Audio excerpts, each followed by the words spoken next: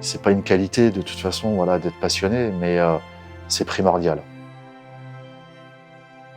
Je dirais qu'il y a 3 éléments dans le savoir-faire. Le premier, c'est la pratique. C'est-à-dire, si tu peux pas avoir un savoir-faire si tu n'as pas pratiqué quelque chose de tes mains, intellectuellement. Après, le deuxième point, c'est la façon dont tu vas le transformer. C'est-à-dire, comment, à partir de ce que je sais, comment je vais le mettre en évidence et comment je vais le faire connaître, et surtout l'expliquer. Et puis le troisième élément, c'est l'adaptabilité. Si toi, tu adaptes pas ton projet un tout petit peu aussi à la demande du client, bah, ton savoir-faire, il va s'arrêter là.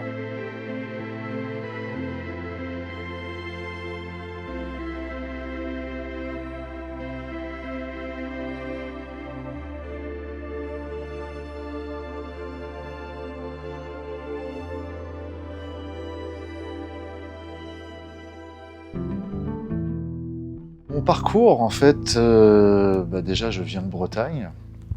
Et puis, étant un grand amoureux de la montagne, je suis venu m'installer par ici, mais déjà faire mon armée, en fait, déjà à Bourg-Saint-Maurice. Et puis, découverte du bois, très peu de temps après ma sortie de l'armée aussi, puisque j'ai découvert le métier de fustier. Et puis, petit à petit, le travail du bois s'est avéré de plus en plus passionnant pour moi. Quoi. Et jusqu'au jour où la musique m'a rappelé, étant musicien aussi de formation. Je suis batteur-percussionniste. Et j'ai toujours voulu faire un autre instrument, et en particulier la guitare. Donc voilà, je me suis mis à la guitare.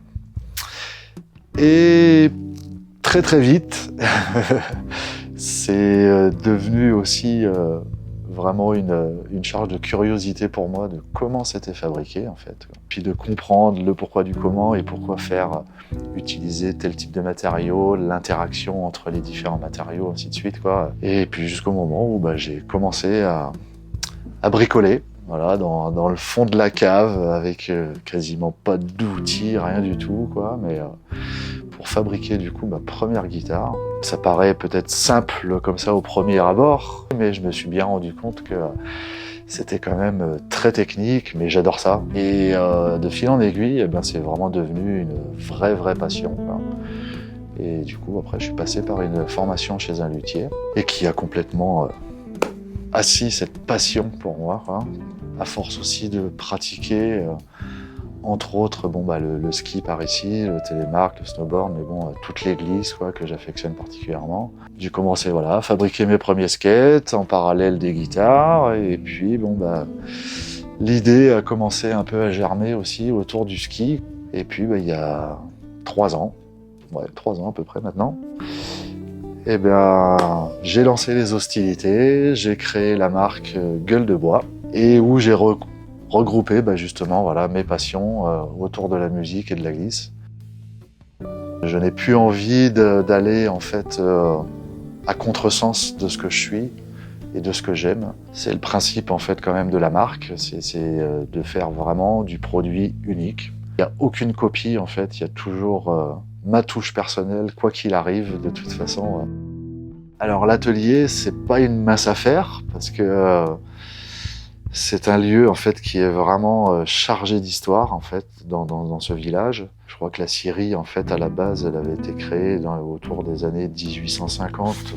Il y a eu pas mal de phases différentes. C'est un lieu qui a quand même évolué du coup ces dernières années, même si on a toujours l'installation en fait de l'ancienne scie battante et en plus qui est toujours opérationnelle, qui à l'époque était alimentée en fait, fonctionnait grâce à l'eau. Donc ils ont débité du bois pendant des dizaines et des dizaines d'années ici. Depuis que je suis ici, maintenant depuis 3 ans que je suis locataire dans l'atelier, très souvent en fait j'ai des gens, que ce soit du village ou des villages alentours, ou même des fois des gens qui ont quitté la région mais qui sont originaires de par ici, et puis qui viennent me rendre visite, et Tout le monde arrive avec ses petites anecdotes, ses petits souvenirs, tout ça. Donc, ah ouais, moi j'étais tout petit, voilà, on venait donner le coup de main et on gagnait une petite pièce, machin. Enfin, voilà, donc beaucoup de souvenirs de la part des gens aussi, déjà, quoi. Et au final, bah, moi je suis vraiment tombé complètement amoureux de cet endroit.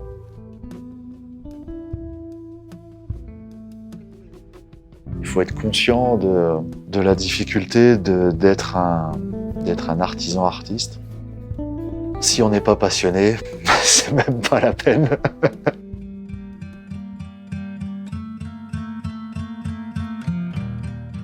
C'est une passion qui me poursuit et qui va me poursuivre pendant longtemps, je pense.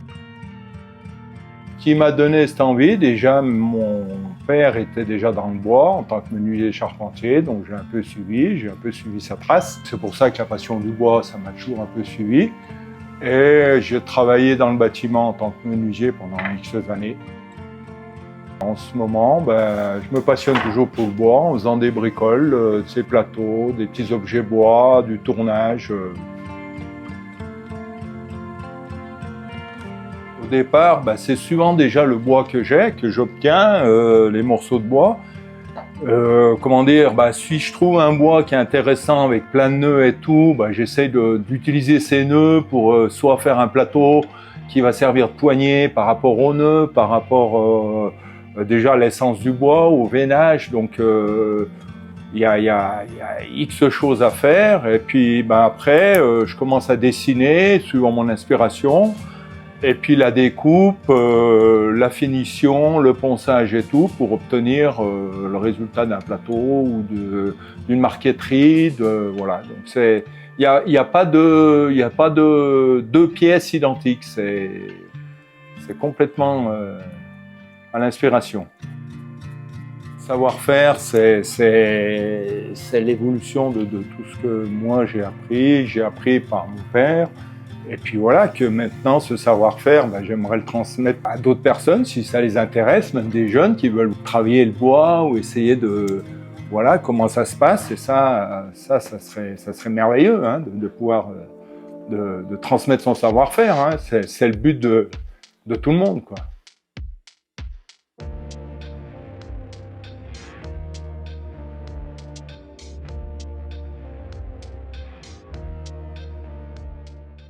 Il y a un copain un jour qui passe, qui me dit « ça ferait de super affiches ». Au départ, il n'y avait pas du tout d'idée d'affiche. Puis est arrivé le Covid, et là le Covid c'était une nouvelle étape, parce que là on connaissait rien. Et moi je me suis retrouvé ici, je me suis dit bon là il faut que je me remette à une activité impérativement. Je m'étais un peu remis à l'aquarelle, mais ça c'était une passion, mais c'était vraiment plutôt personnel. Et il me fallait autre chose. Et je suis tombé par hasard sur une annonce sur le journal de Savoie Biblio, qui annonçait que pendant le Covid, il faisait des formations gratuites pour les gens qui voulaient sur Internet. Je suis allé voir le site, j'ai regardé un petit peu, je le consultais déjà avant, je trouve une formation complète de Photoshop, accessible. Et j'ai fait, je crois, les 47 leçons qu'il y avait à faire les unes derrière les autres. C'était vraiment se former, essayer de créer, de faire du dessin et d'utiliser un logiciel informatique. Je crée mes premières affiches. Et puis j'ai toujours bien aimé communiquer à la fois sur Facebook, avec les copains. Puis je me dis, finalement, comme il y a plusieurs personnes qui ont l'air de trouver ça bien, je vais lancer sur Facebook une vente d'affiches.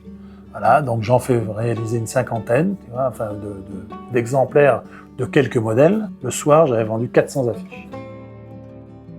Je fais des dessins qui restent génériques et puis qui permettent soit de parler de l'histoire de la station, soit de mettre en avant un petit peu les richesses de notre territoire. Puis ce qui est plaisant, c'est de voir les gens qui disent « c'est bien d'avoir des compliments, d'avoir des retours », tu vois. Finalement, je continue à faire un peu le travail que j'ai fait pendant 30 ans, c'est-à-dire je continue à promouvoir la station à un autre niveau, station de la Plagne, par mon travail, mais par un visuel qui part un petit peu à droite et à gauche, on va dire.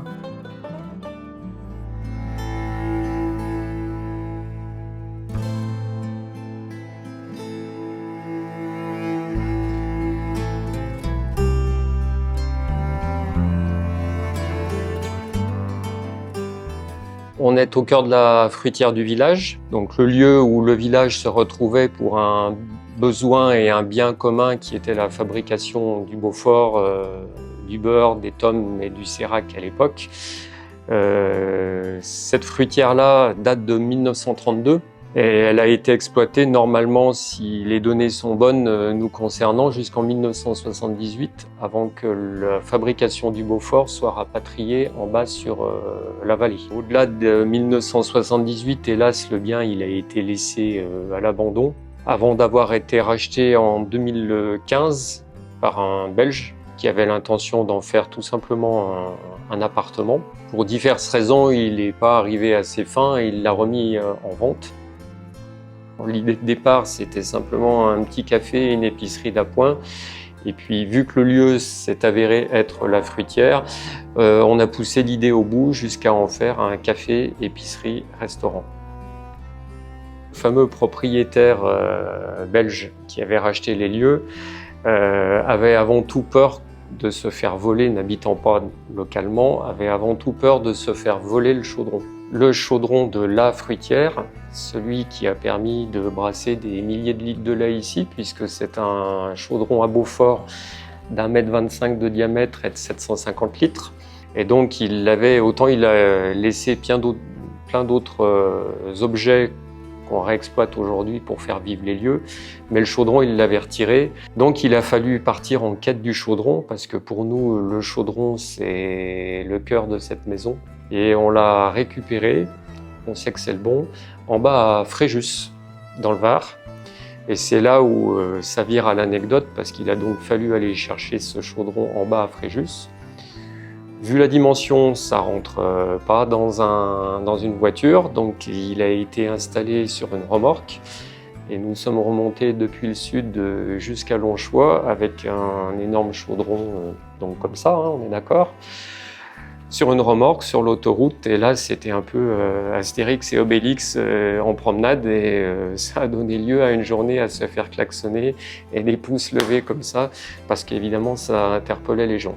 Et ensuite, l'arrivée du chaudron lui-même dans le village, où évidemment, vu qu'il y a quand même pas mal d'anciens du village qui ont connu la fruitière, et donc bien évidemment le chaudron, ça a réveillé quelques souvenirs qui bien évidemment ont pincé quelques cœurs. La dernière étape, c'est que donc on l'a briqué, il a été décapé, lustré, alors au passage par le petit-fils d'un des derniers fromagers qui a travaillé ici. Ça, c'est un côté chouette également. On a fait ça sur la place, à côté du bassin. Et la dernière étape, ce sera prochainement, dès qu'on peut, de rentrer à nouveau le chaudron dans la fruitière pour le transformer, et ça sans absolument pas le toucher ni l'abîmer, en une immense table 8-10 personnes, où ce sera à nouveau le moyen de se retrouver autour du chaudron comme avant.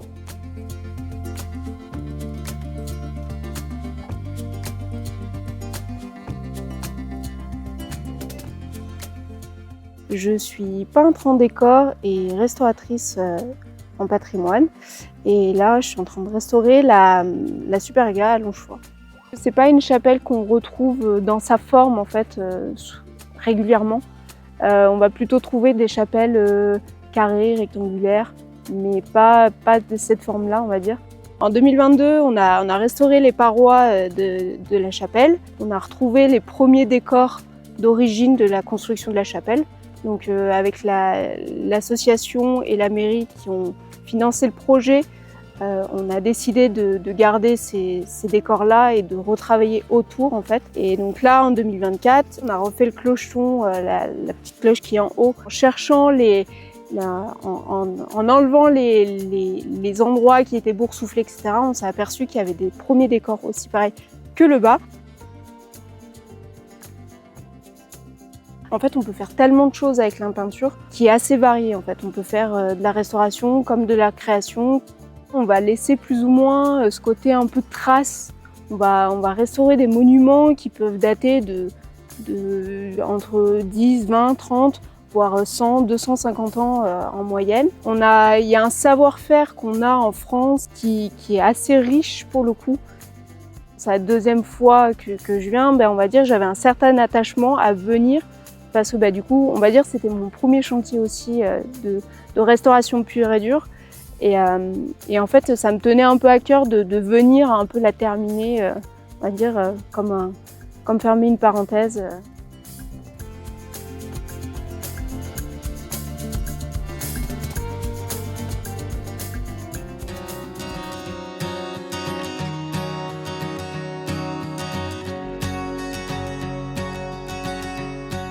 Alors ici, on est dans le four communal de Longchois, un four qui en avait, je dirais, un peu comme dans tous les villages, où tous les habitants venaient à tour de rôle faire cuire leur pain. Il a été remis en route en 1972. L'institutrice du village, à l'époque, cherchait un peu des fonds, de l'argent pour faire tourner son école et pouvoir faire des activités aux jeunes de l'école. Et sur les conseils d'une personne de Longchois, là, ça avait été proposé de remettre le four en route et refaire cuire du pain pour le vendre et ramener des fonds pour l'école. Pendant 2-3 ans au départ, un peu à se chercher, ils faisaient la pâte à la main, enfin c'était vraiment très très artisanal au début, il a fallu qu'ils se remettent en route. Et puis, de fil en aiguille, une association qui s'est créée, le comité d'animation de Longchois, qui a développé cette fête du pain d'année en année. Pendant ces 3 jours, on fabrique du pain, on fait tout de A à Z, on fabrique la pâte, et on la laisse lever, on vient la faire cuire ici dans le four pendant 3 jours, où on fait 6 fournées par jour, donc 3 fournées de pain, 3 fournées de crinchin. La crinchin, c'est une recette un peu traditionnelle locale, un pain amélioré, un pain brioché, parfumé à l'anis, qui fait un peu notre renommée parce que tout le monde apprécie largement cette crinchin et tout le monde se jette dessus quand ça sort du four. Voilà. On fabrique tout, on n'achète pas la pâte chez un boulanger, c'est nous qui la fabriquons. Pour le pain, c'est un mélange de farine de blé et de farine de seigle, une recette un peu, je dirais, traditionnelle, un pain de campagne, là. Pour la crinchin, c'est un peu plus compliqué, enfin, c'est un peu plus d'ingrédients.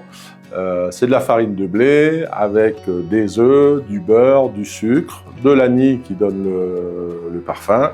On pétrit la pâte, on la laisse lever, après on forme des boules d'1 kilo, autant pour le pain que pour la crinchin, qu'on laisse encore lever sur des planches. Après 3-4 heures de lever, on la porte au four pour le faire cuire. Le savoir-faire, pour moi, c'est déjà l'envie de faire les choses bien comme il faut. Et puis d'année en année, on essaye de le transmettre à des jeunes. On a toujours beaucoup de jeunes qui viennent participer. Et voilà, c'est quelque chose qu'on espère va durer encore un certain temps.